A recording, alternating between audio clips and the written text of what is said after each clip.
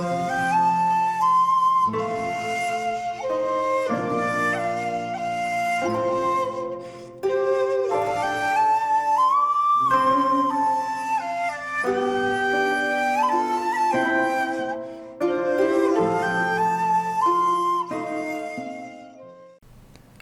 there, this is Solitary Ronin from Solitary Ronin Films, and welcome to another episode of In the Frame.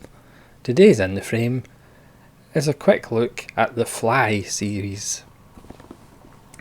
Just because I picked up the Fly collection from Scream Factory, I managed to pick it up cheap, so I had to pounce on it, because it is a beautiful box set with lovely artwork. And it contains the 5 Fly films from 1965 to 1989. It's a wonderful hard box.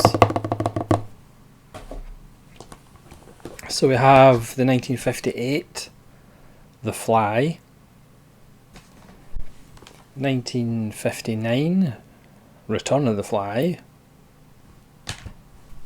1965 The Curse of the Fly, 1986 The Fly, and 1989 The Fly 2. Now The Fly still endures and is still a beloved series. Obviously the films are of various quality. One of them is almost a masterpiece. A couple other ones are fun, and there's one that's a bit of a fascinating dud. So we'll start with the 1958 The Fly. This is a Region A box set from Scream Factory.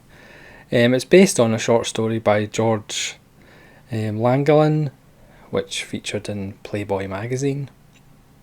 This was directed by Kurt Newman, who did lots of television, and it stars Al Hedison, or David Hedison as he later became, Vincent Price, and the wonderful Herbert Marshall, who, if you've watched Trouble in Paradise with Ernst Lubitsch, he's a much older Herbert Marshall in this film. And he did have a problem with his leg, so he does do lots of limping about, which isn't an acting choice, it's because he couldn't really walk that well. Each of the discs have nice inner artwork as well, and I'll just quickly mention the extras, because the extras are really good in this set.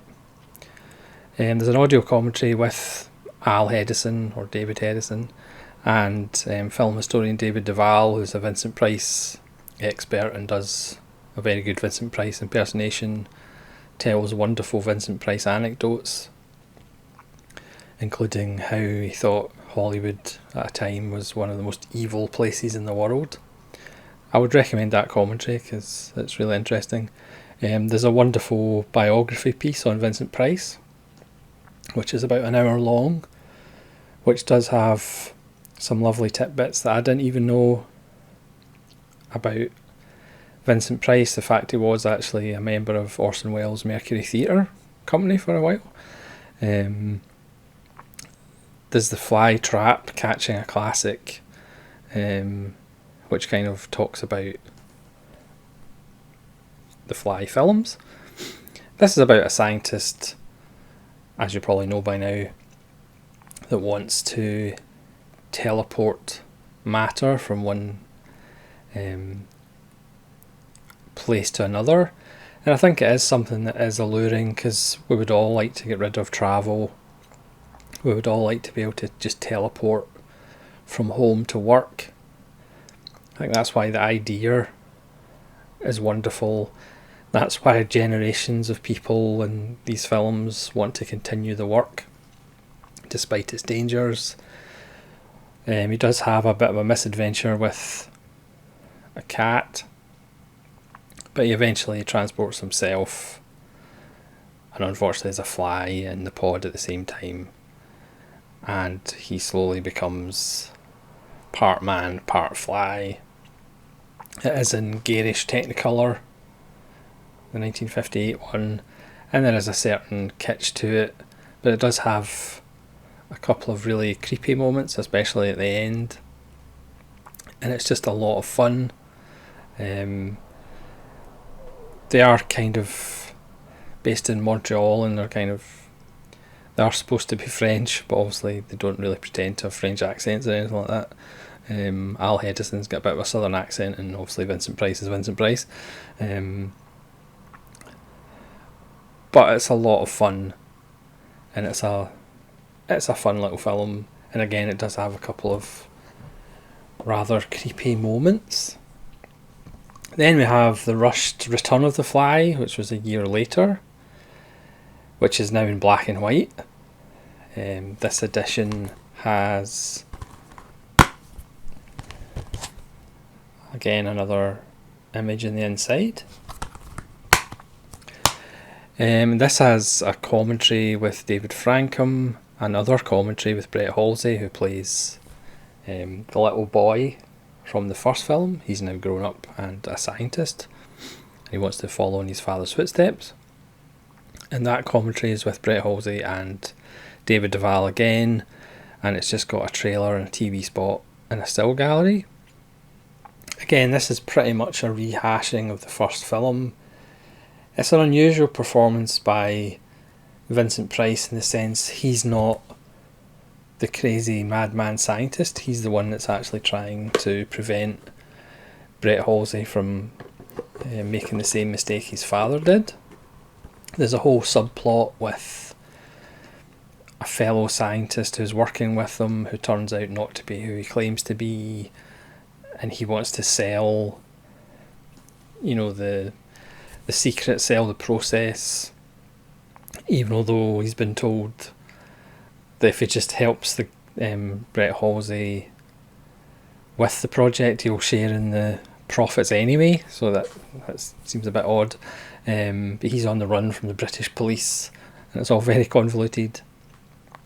Again, Vincent Price has a strange performance. Again, you have to remember, Vincent Price in the original isn't actually in it that much. He's the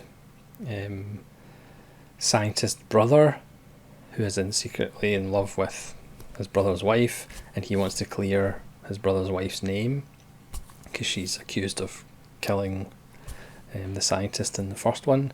And so again in this one he's just a supporting character, even though this was the film that kind of got him kind of fame for starting off in the kind of horror stuff before he started working with Corman. Again, this is a fun little film. The transformation, when it inevitably goes wrong, is a bit sillier than the first one. The size of the fly's head, for example, is a bit ridiculous. Again, there's a couple of creepy moments when the imposter scientist tries to get rid of a body in one of the teleporters, but there's something already in there which isn't a fly, so there's some creepy makeup in that part. It's fairly rapid, it's only about an hour and 25 minutes or so. It's a step down from the original, but it's still a bit of fun. Then we come to The Curse of the Fly, which was 6 years later and has really nothing to do with the fly. There's no fly in it at any point.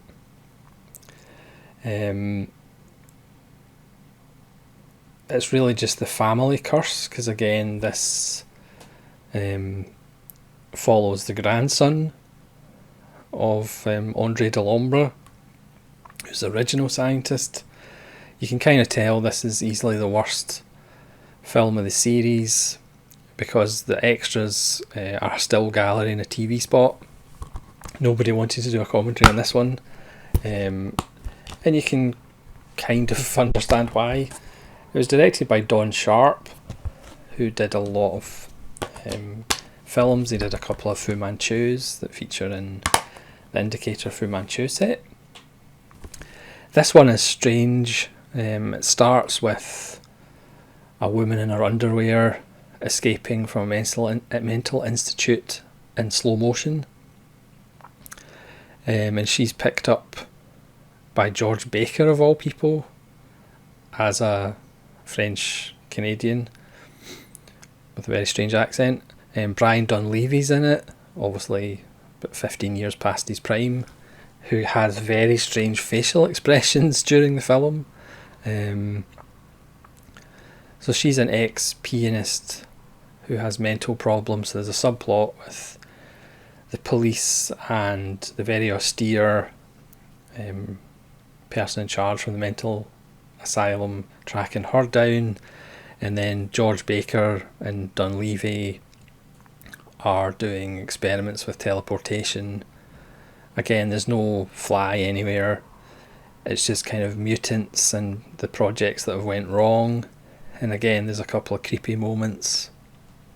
But all in all, it's a very strange, odd little film that is easily the worst one out of the bunch.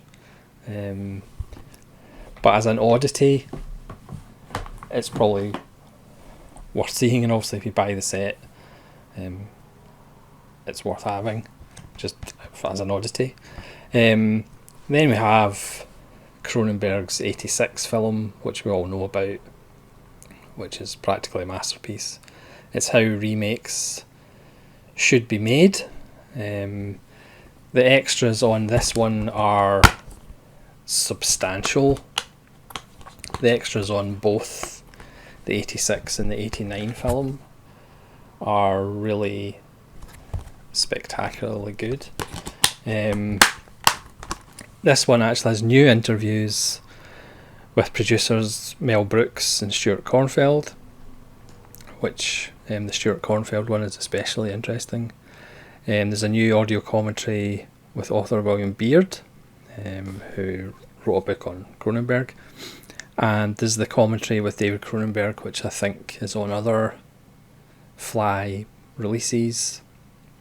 And any time you can get a commentary with Cronenberg, you have to listen to it, because Cronenberg is just one of the best commentary providers. And then you have the 3-part documentary with Cronenberg, which again I believe is on other Fly releases. You have the deleted scenes, including the infamous cat monkey sequence, which is, you can see why they probably cut it, because it's a bit much. An alternate ending, and you have a really nice bit with the Brundle Museum, which features Chris Wallace, who was the special effects guy who directed the sequel, showing all the maquettes and puppets and moulds. We all know how great the film is. Jeff Goldblum's fantastic, even though apparently they wanted John Malkovich. Originally, obviously Gina Davis was Goldblum's girlfriend at the time, and Goldblum recommended her, and I think that dynamic just adds to the film, because it is really a romance, and it is obviously gives you more of an emotional wall up at the end.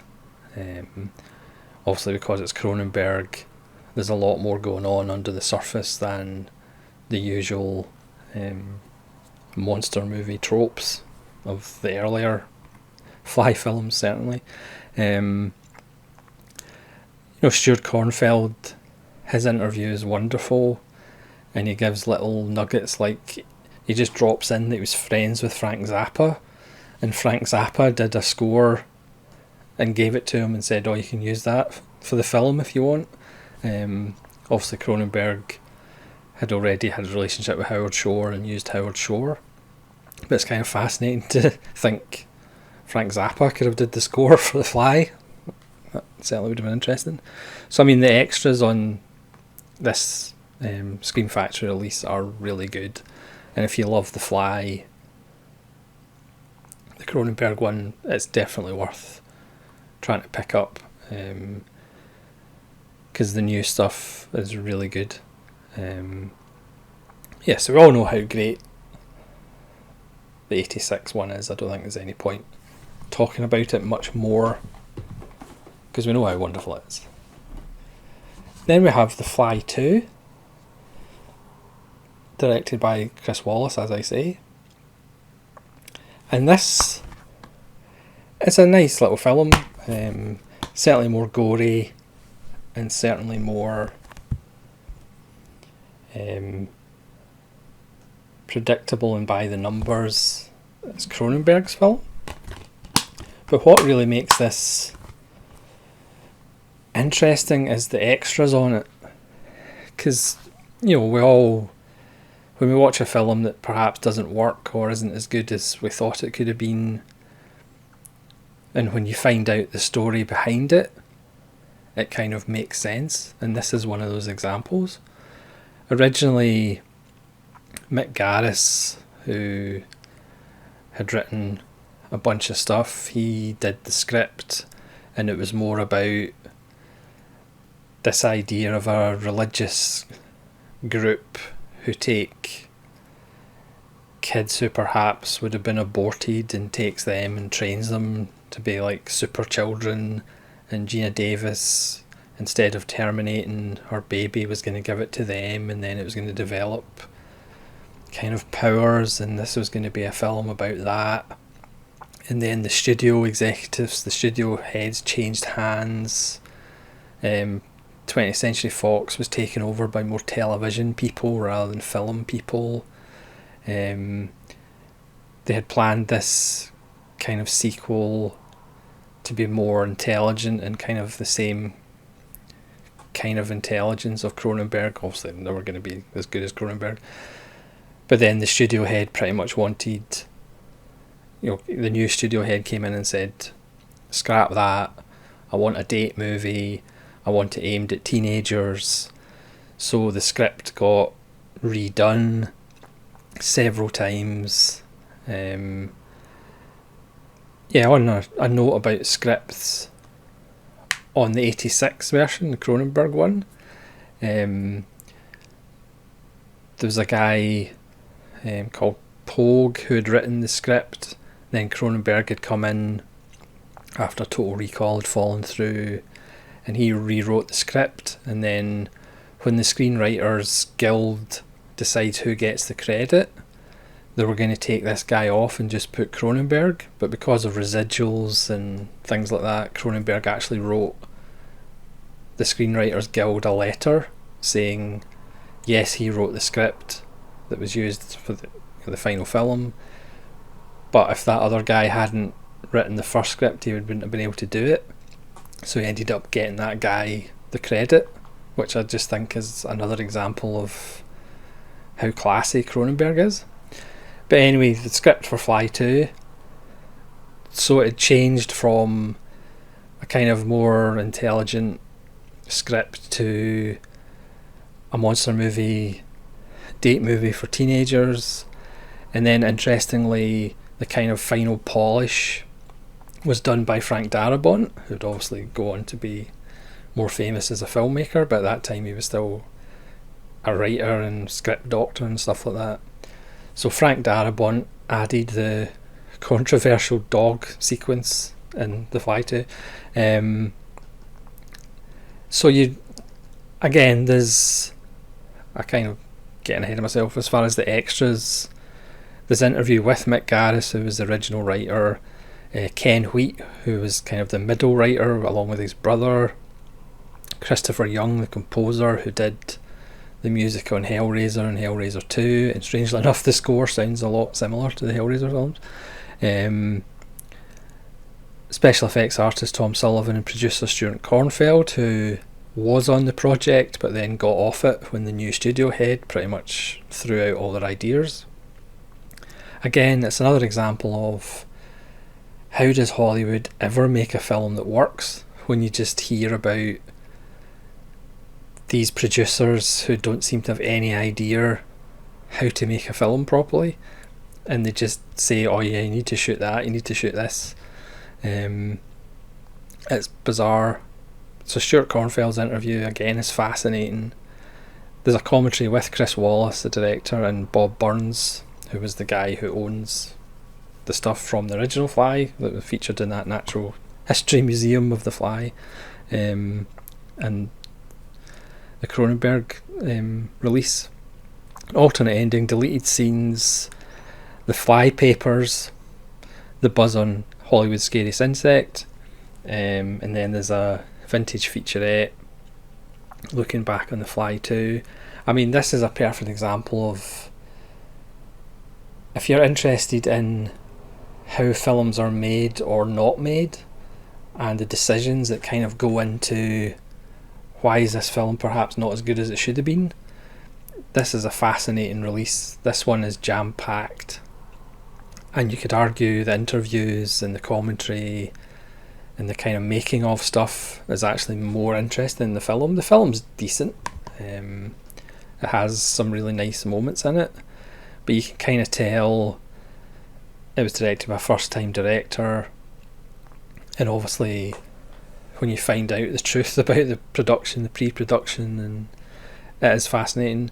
Obviously it follows Eric Stoltz, who plays Seth Brundle's son, Martin Brundle, not the F1 commentator and ex-driver, and he's brought up in this institution because he has this affliction, because he's the son of the Fly. He ages very quickly, and kind of gets powers, which again isn't really explained or went into that much depth. He can just jump quite high, and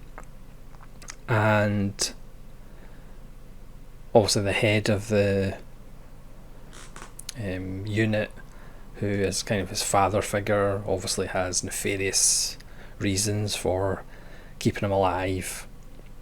It's fairly standard. There's much more of the monster at the end. It's fairly formulaic, but again, in the extras you kind of realise why and how it kind of happened. There's a wonderful interview with Chris Wallace, which is over an hour long, which is really fascinating, about again his experiences as a first time director. You know, there was, and the importance of kind of surrounding yourself with people who know what they're doing if you're a first time director. You know, he had an editor and he was excited about like shooting a scene, and the editor was telling him before he shot it, it's not going to be in the final film because it's going to slow the film down. And he's like, yeah, but we'll shoot it because I'm excited about it. And they shot it, and the editor integrated it into a cut. And of course Wallace is like, yeah, you're right, it doesn't work, it has to go.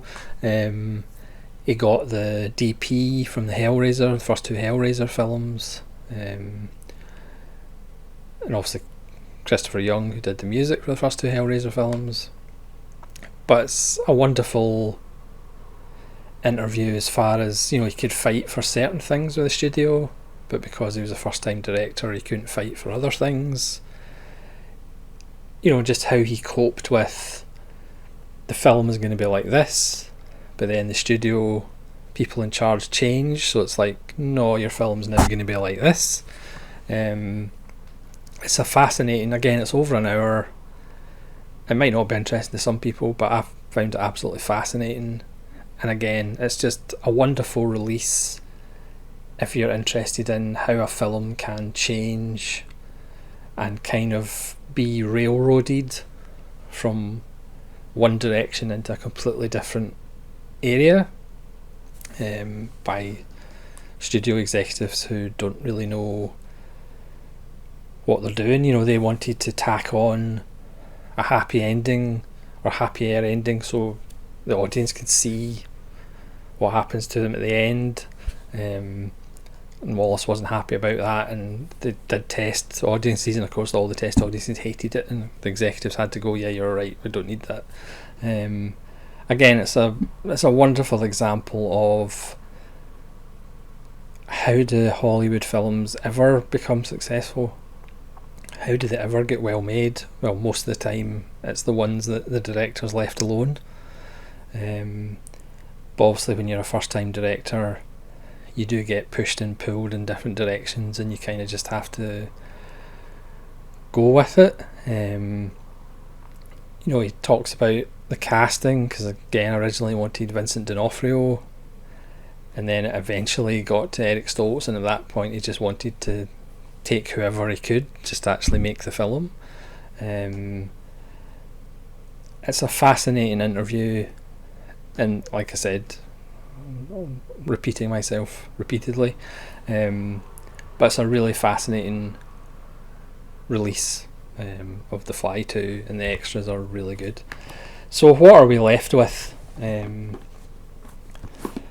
would recommend the set if you're obviously a Fly fan. If you're not a Fly fan, you're probably not going to bother. But it's beautiful artwork. The extras are really good, excellent commentaries, and the 86 and the 89 version are absolutely packed with extras. Obviously only one of the 5 films is truly great. That's the Cronenberg one. But The Fly, the 58 version, Return of the Fly, and The Fly 2 have a lot going for them, despite their flaws. I wouldn't necessarily recommend The Curse of the Fly to anybody unless you want Brian Dunleavy. Unless you're a fan of Brian Dunleavy going a lot, then there's really not much to recommend Curse of the Fly because there's no fly in it. So thanks very much for watching. Obviously if you're allergic to flies, you probably won't buy the set either. And hopefully you'll join me again for more In the Frame episodes. This is Solitary Ronin from Solitary Ronin Films. Let me know which of the Fly films is your favourite, even though I probably know the answer to that. And you'll join me again for more videos. Cheerio.